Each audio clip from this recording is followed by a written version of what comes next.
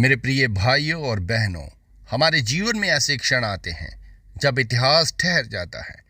ऐसे क्षण जो हमारी सांसें रोक देते हैं और हमें अपने भीतर झांकने पर मजबूर कर देते हैं। 10 सितंबर 2025 की घटना ने लाखों लोगों को झंझोड़ कर रख दिया। 31 वर्षीय चार्ली किर्क की एक बंदूकधारी ने हत्या कर दी। हमलावर ने तब गोली चलाई जब वे अमेरिका में यूटा वैली यूनिवर्सिटी में भाषण दे रहे थे। स्नाइपर गन से चलाई गई गोली किर्क की गर्दन के आर पार हो गई। अपने जीवन के चरम वर्ष पर अपने मिशन को साकार करने की कोशिश में एक ऐसा नौजवान जो नैतिकता और यीशु के बारे में बोलने से नहीं डरता था, जबकि आज के दौर में अधिकतर नेता चुप रहना पसंद करते हैं। चार्ली की मृत्यु के कुछ ही दिनों बाद अमेरिका में बड़ी संख्या में लोग अपने जीवन में अद्भुत बदलाव देख रहे हैं। जो कुछ हुआ, इसके महत्व को समझने के लिए हमें इस व्यक्ति के जीवन पर ध्यान देना होगा। 31 वर्षीय चार्ली किर्क कोई प्रचारक या कोई पास्टर नहीं थे। वे एक राइट विंग पॉलिटिकल एक्टिविस्ट थे जो टर्निंग पॉइंट यूएसए के संस्थापक भी थे। उनके अनुयायी लाखों अमेरिकी हैं। उनकी बात कहने का तरीका सीधा और अक्सर टकराव भरा होता था। वे अमेरिका के भविष्य को लेकर चिंतित थे। वे राजनीति और सामाजिक बदलाव के बारे में बात करते थे, लेकिन उन्होंने अपने विश्वास को कभी नहीं छिपाया। अपने जीवन के अंतिम दिनों में उनका विश्वास पहले से कहीं अधिक मजबूत हुआ था। 31 वर्षीय चार्ली किर्क की बेरहमी से उनकी गर्दन पर गोली मारकर हत्या कर दी गई। शुरुआती दिन शोक से भरे रहे।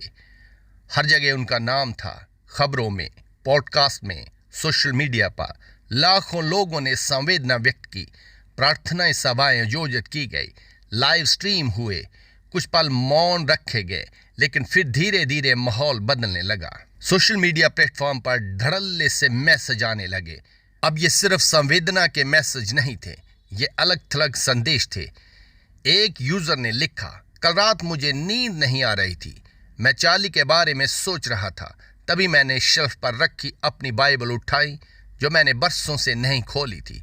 पता नहीं क्यों, पर मैंने उसे पढ़ना शुरू किया।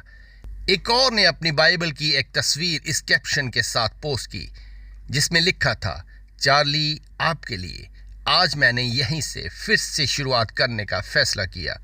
और ये कोई अलग थलग मामले नहीं थे।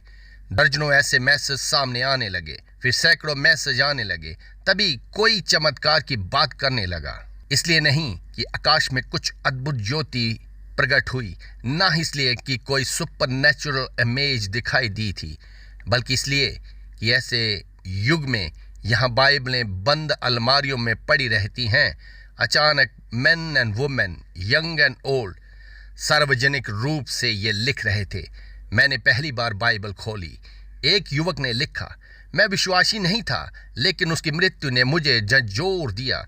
मुझे नहीं पता क्यों, लेकिन आज सुबह मैंने बाइबल में से भजन संहिता पढ़ी और उसी क्षण मैं रोने लगा। एक और लड़की ने लिखा, मैं हमेशा सोचती थी कि बाइबल पढ़ना और चर्च जाना सिर्फ बुजुर्गों का काम है, लेकिन कल रात मैंने यूहन्ना रची सुसमाचार पढ़ना शुरू किया। एक पिता ने लिखा, मुझे लगा कि मुझे अपने बच्चों के लिए कुछ करना चाहिए। मैंने पहली बार वचन को ऊंची आवाज से पढ़ा। हाँ मेरे प्रिय भाइयों और बहनों, ये सामान्य नहीं है। ये किसी न्यूज़ चैनल पर आने वाले रिएक्शन नहीं है। ये पवित्र आत्मा का कार्य है, क्योंकि परमेश्वर का वचन अपने आप नहीं खुलता। परमेश्वर ही है जो ऐसा करवाता है। पवित्र आत्मा ही है जो हृदयों को छूता है। हम एक ऐसे समाज में रहते हैं यहाँ बाइबल को अक्सर नज़रअंदाज कर दिया जाता है। अमेरिका में कई लोग खुद को क्रिश्चियन तो कहते हैं, लेकिन बहुत कम लोग बाइबल पढ़ते हैं। एक सर्वे से पता चलता है कि नियमित रूप से बाइबल पढ़ने वालों की संख्या बहुत कम है। फिर अचानक एक व्यक्ति की मृत्यु के बाद बिना किसी कैंपेन या स्ट्रेटजी के सैकड़े लोगों ने इसे खोलने का फैसला किया। और ना केवल उन्होंने इसे खोला, बल्कि इसे सार्वजनिक रूप से शेयर भी करने लगे। उन्होंने अपने फ्रेंड्स और फॉलोअर को लिखा, मैं बाइबल पढ़ रहा हूँ। यह बहुत प्रभावशाली है। ऐसा लगता है मानो पवित्र आत्मा ने उस पीड़ा को अपने ऊपर ले लिया और उसे आत्मिक बदलाव में बदल दिया। प्रेरितों के काम में ठीक यही तो हो रहा था। जब स्टीफनस की हत्या होती है तो कलीसिया डर के मारे पीछे नहीं हटती।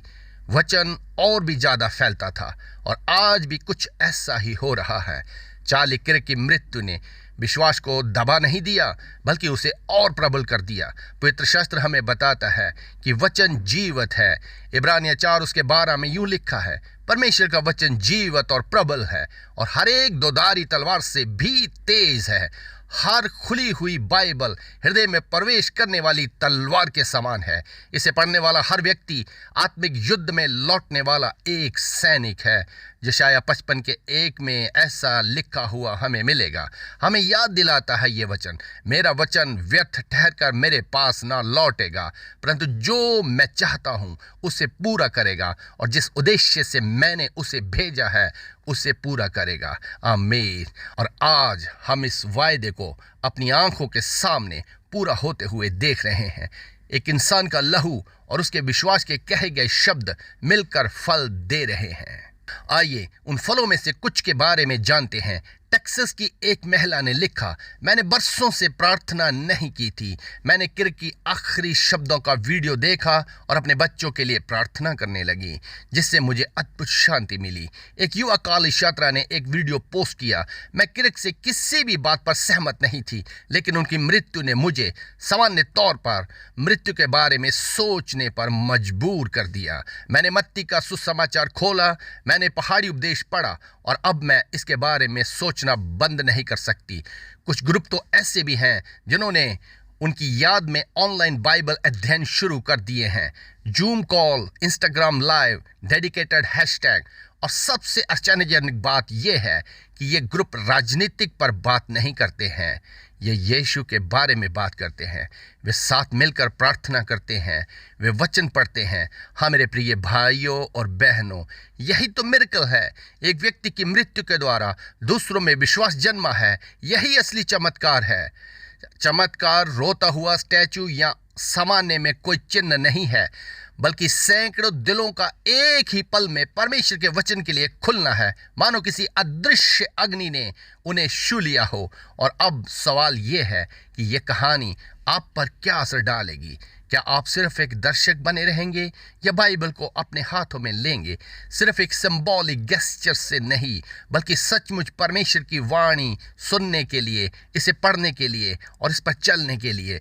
चार्ली किर्क अब इस दुनिया में नहीं है, लेकिन उनके विश्वास का फल जिंदगियां बदल रहा है। और अब मैं आपसे पूछना चाहता हूं, क्या आपने कभी पेनफुल पलों में बाइबल खोलने की इच्छा की है? क्या आपके साथ कभी ऐसा हुआ है कि परमेश्वर ने आपसे तब बात की हो जब आपको इसकी बिल्कुल भी उम्मीद नहीं थी? यदि हाँ, तो कृपया मुझे कमेंट में लिखें। हो सकता है आपकी कहानी किसी और के दिल को छू जाए। और अगर आपने अभी तक ऐसा नहीं किया है तो आज शुरुआत करने का सही दिन है।